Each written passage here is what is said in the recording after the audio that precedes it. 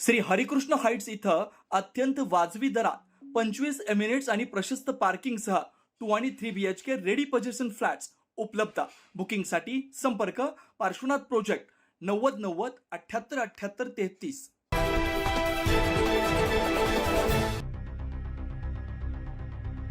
नाशिकमध्ये 10 कोटी 9 लाखांचा शालार्थ आयडी घोटाळा. शैक्षणिक क्षेत्राला हादरा देणारा मोठा आभार समोर आलाय. अमळनेर येथील खासगी शिक्षण संस्थेनं 2021 ते 24 दरम्यान बनावट शालार्थ आयडी तयार करून शासनाची मोठी फसवणूक केल्याचा आरोप केला जातो.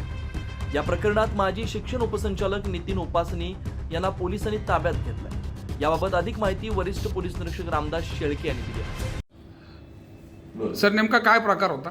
नाशिक रोड पोलीस ठाणे येथे शालार्थ आयडी घोटाळा या संदर्भात एक गुन्हा दाखल होता. त्याचा तपास माझ्याकडे आहे.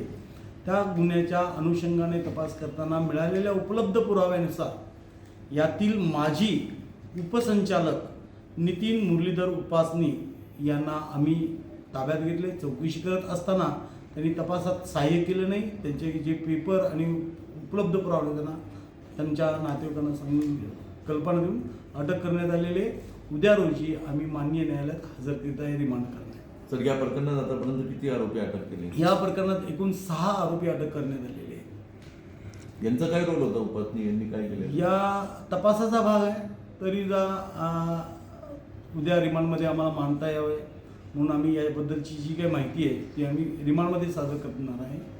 त्याचा गैरफायदा आरोपी होऊ नये म्हणून मी आता ती गोष्ट सांगत. तर कुठल्या कालावधीत झालेलं? कारण आता हे रिटायर झालेले आहे. हे रिटायर झालेले जरी असले तरी यांनी रिटायरमध्ये ह्या खोट्या सह्या केलेल्या आहेत. त्यांनी सह्या केलेल्या आहेत. रिटायर असताना सह्या केलेल्या आहेत आणि आर्थिक फायदा घेऊन सह्या केलेल्या आहेत असं आमच्या तपासात निष्पन्न झालेलं आहे. आतापर्यंत या प्रकरणात 6 संशयित आरोपी अटकेत आहेत. यामध्ये आणखी मोठे मासे गळाला लागण्याची शक्यता वर्तवली जाते. सदर प्रकरणाचा पुढील तपास वरिष्ठ निरीक्षक रामदास शेळके आणि अतुल डहाके यांच्या मार्गदर्शनाखाली सुरू आहे. 9 न्यूज महाराष्ट्र ब्युरो, नाशिक.